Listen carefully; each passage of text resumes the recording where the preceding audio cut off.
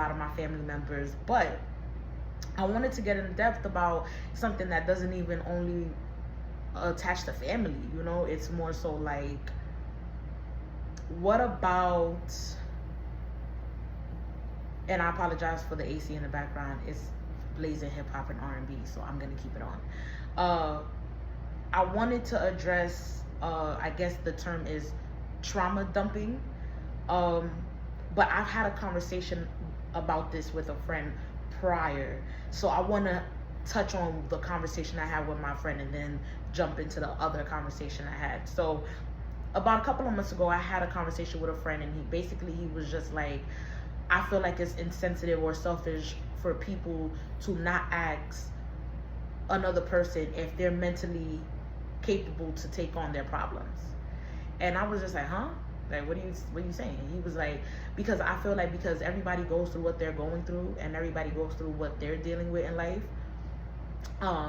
people fail to realize that and trauma dump and sit here and express all their emotions, all their problems, and put their problems, not even put their problems on other people, but express themselves and put their trauma on other people, not knowing if that other person is mentally capable of taking that, due to the fact that they're going through their own problems as well.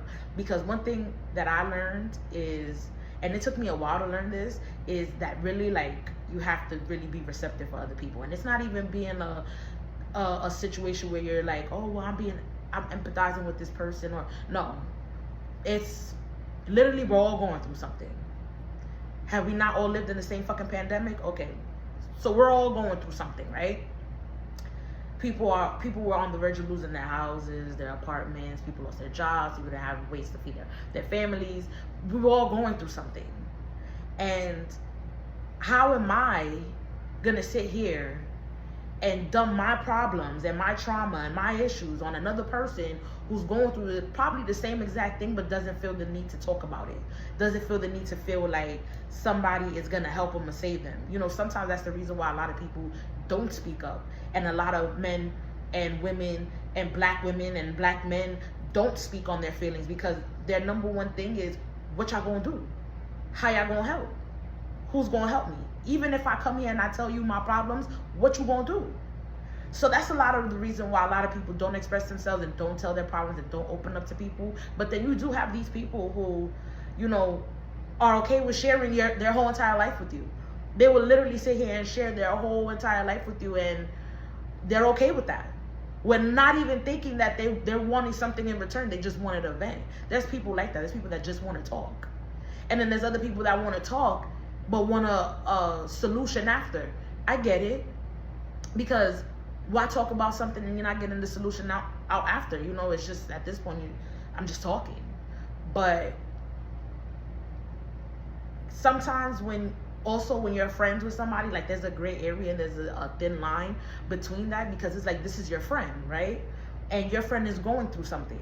Your friend should feel like they can confide in you. They can come to you and be like, hey, you know, like, yo, I'm feeling some type of way, like, you know. And it's not even about the friendship. It's just about life. Like, life is beating my ass, and like, all the weapons that weren't supposed to form against me are prospering at this point. So yeah, I'm talking to my friend, and I'm asking my friend, or coming to my friend for advice, and but you're sidetracking and forgetting the fact that your friend still has a life too.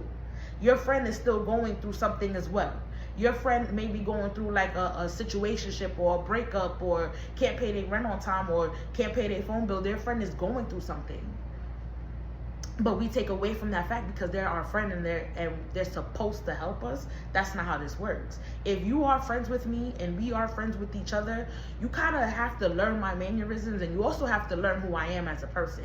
If you know I'm the type of person that laughs during serious situations, coming to me crying and expecting some type of sympathy, you may get it depending on the situation.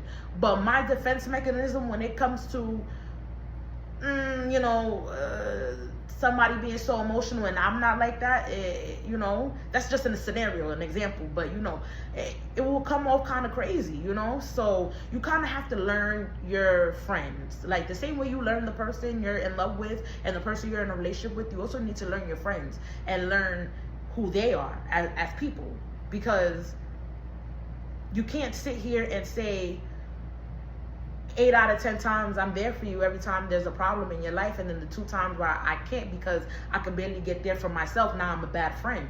That's not how that works. And I've actually dealt with this in the past. I've dealt with a jealous friend. I've dealt with a friend who felt like because she introduced me to a friend of hers and me and that friend clicked. Mind you, we were both Leos, so we was on some, oh, you a Leo too? We both love Applebee's. Oh, you love Apple. Like, we would just get along so well. You love to turn up, I love to turn up. So she got jealous of the fact that I was so close to her friend.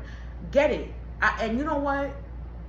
A small-minded person would say, but you introduced us, so how you mad? No. It's all about how you go about it. Just because she introduced me to that girl did not mean that I had to be buddy-buddy with her. Because at the end of the day, that is still her friend. She knows me through her. They're friends before me and her were friends.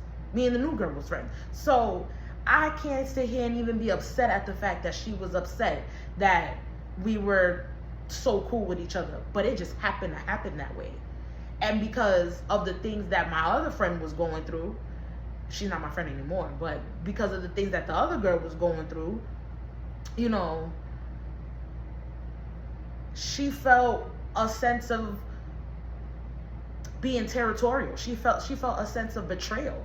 At one point, she then told me like she felt like I betrayed her because I was being friends with this girl, and me and this girl was always doing things and going out and having fun with each other. And in all reality, it's like, it's not like we didn't invite you. We invited you. It was just always that same I'm broke story, the same I can't story, the same I got a limit story. Like, first of all, we going outside, there ain't no limit. We outside.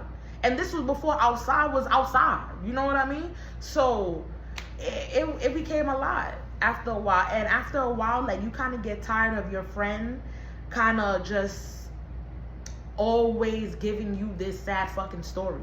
Like, don't get me wrong, I keep saying, like, we're all going through something. Like, we're still in the middle of a pandemic. If you guys do not fucking know, we're still in the fucking middle of a fucking pandemic, okay? So it's gonna always be like, things are always gonna arise. We're adults, we're humans, we're living in America. Like, the water system could be cut off tomorrow, you know what I mean? Like, we are all still going through something each and every time, like, all the time. It's all about how you go about it, you know what I mean? It's all about how you approach the situation. Like, problems are gonna happen every day. Are you gonna approach it childishly? Are you gonna approach it immaturely? Are you gonna approach it in a sense where whatever, like, are you gonna approach it with your head held high? How are you gonna approach the problem? And that's all I be saying. So when it comes to this whole, like, trauma dumping and, you know, letting people know or telling people how you feel about something, that's cool and all, but really, like, learn your friends and learn whether they are mentally capable and have the mental capacity to even deal with your problems. Because sometimes you would have this friend and they're not even mentally able to take on their own problems. They seem so strong from the outside because they have to keep it together, but deep down inside they breaking down. Come on, you know, like, I'm not saying to have some type of empathy. What I'm saying is, if you want these things in return, you have to treat people that same way. And now, as the older I get, I understand what people mean by treat people how you want to be treated. If you don't have nothing nice to say, don't say nothing at all. Because it's like, what? Like, bud, you're going through something too. I'm going through something. You all got problems. But don't dump them on somebody, and don't put them on somebody or make somebody feel like they have to baby you about that situation, because life is just going to always, like, problems is going to always happen, and that's how you become codependent on somebody. You become codependent on somebody so much that you can't live without a human interaction. Maybe you can live without that person, but you can't live without some type of human interaction or somebody having to guide you with every little thing in your life. You don't want that. Like, you don't want that type of dependency on anybody. And the only person you should depend on is your fucking self. you're the only person that's going to get yourself out of anything that you're doing in life.